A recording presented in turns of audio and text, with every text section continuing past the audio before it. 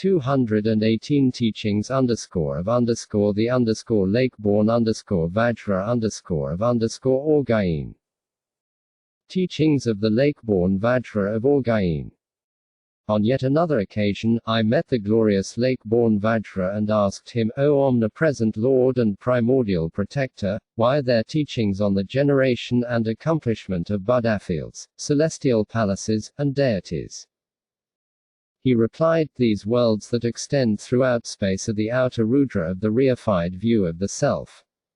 The remedy for it is the purification of BUDDHAHOODs created from emanated light. Inwardly, grasping at your dwelling place, possessions, and body is the inner Rudra of the reified view of the self. The remedy for it is meditation on celestial palaces and deities.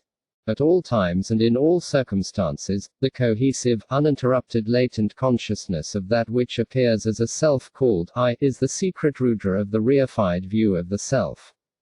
This is the common thread running through all appearances and mindsets of samsara. The remedy for it is firmly holding to divine pride.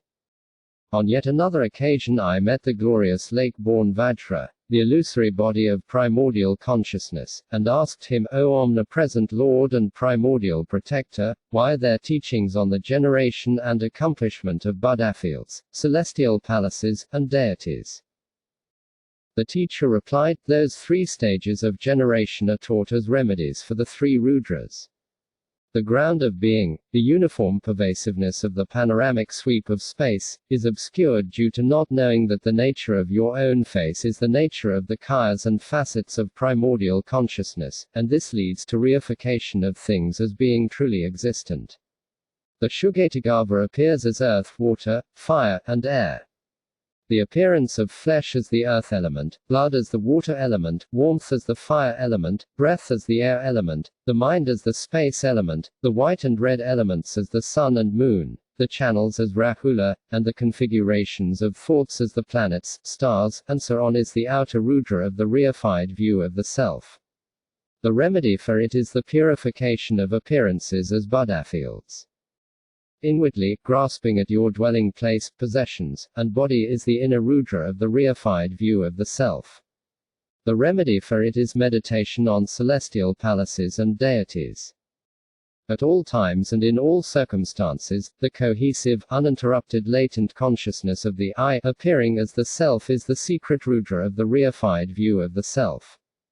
This is the common thread running through all appearances and mindsets of samsara.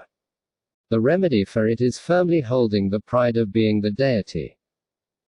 In terms of relative truth, in the Rakshasa region known as Lankapuri lived a courtesan named Kuntugyu who gave birth to a son who personified the three qualities of a god, a demon, and a Rakshasa.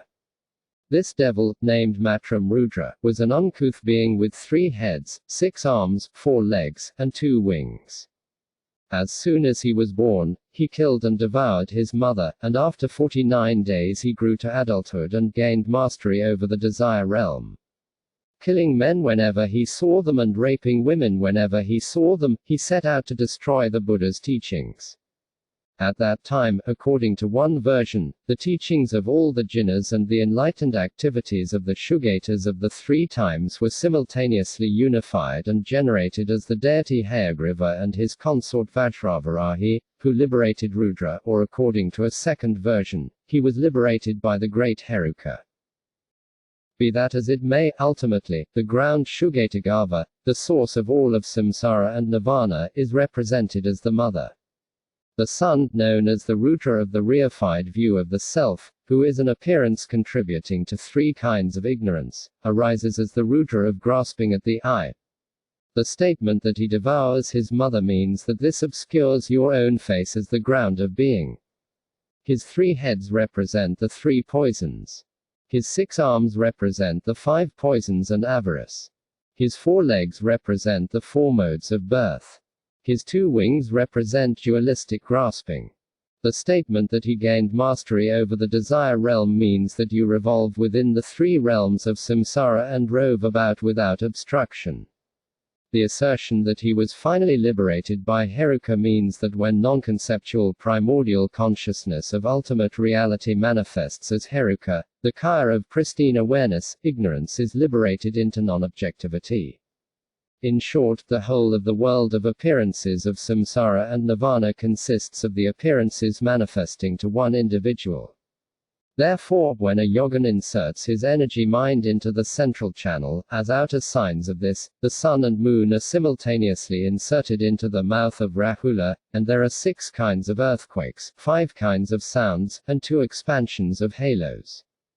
These are some of the actually occurring signs of becoming enlightened. As for the inner signs, 10 signs of appearances of clear light occur. And when your body passes into nirvana, the outer signs of the movements of sounds, light, and light rays occur like before. As for inner signs, various relics occur, and these are signs of the union of the outer and inner, so it is important to know this. If they do not know these vital points, some people disregard the visualizations of the stage of generation and the maintenance of divine pride and apply themselves to verbal recitations alone. Some people practice while reifying the deities and Buddha fields.